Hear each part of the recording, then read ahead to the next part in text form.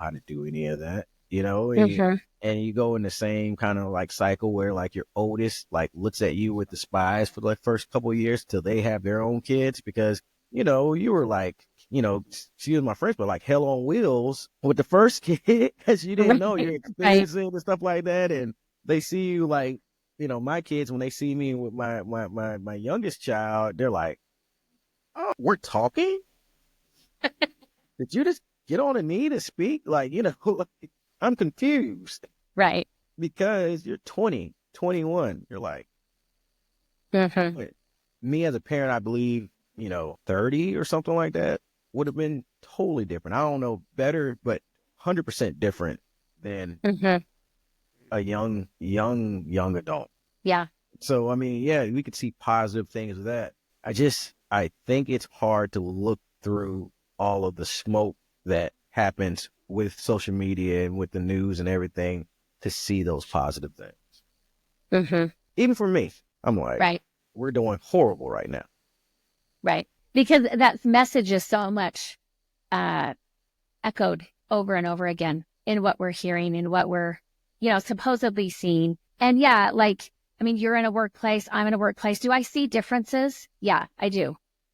Um, but sometimes I'm leery of being like, oh, it's this generation and just kind of rolling our eyes about it being this generation. Cause I've worked with people who were my generation who were more difficult to work with in different ways, in more serious ways, in my opinion, than this younger generation. And so I just don't know that some of that is accurate. And in some ways, I have seen Gen Z take on social issues, take on political issues. And I'm like, you go. That's awesome. Yeah. Maybe you can get done what others of us could not. And I think that's awesome. 100%. I think, you know, well, first of all, it's not a surprise. You know, every revolution, every civil rights, you know, throughout the countries, throughout the history of humankind have been led by the youth. Yeah. When we get to a certain age, when we get to late 30s to mid 40s and so on, we have too much established to be out there, you Hmm. know, yelling and being on camera and stuff like that. And a lot of that bite has been lost by that Hmm. time, if we're all being honest, you know. Right. But, you know, the kids get it.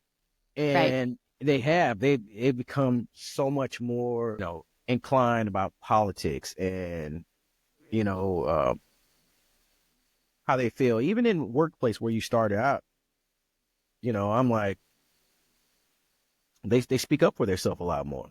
You Hmm. know, I'm like, it's easy to say these kids are soft. Like when I was first coming into the business 23 years ago, like, you know, the such and such or the boss could cuss you out and stuff like that. And you had to be a Hmm. man about it and take Yeah. it and, you know, deal with public embarrassment and then you still had to go and work. Like kids are like, they'll throw the deuces up to you. Like, Yeah. you don't get to speak to me like that. And I'm going to a place where that's not allowed, you know, and Hmm.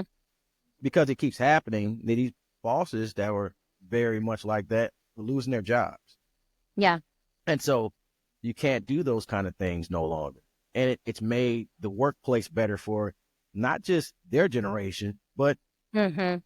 us as well, you know, and things of that nature. So a lot of times what we think is a negative can have positives, you know, on us.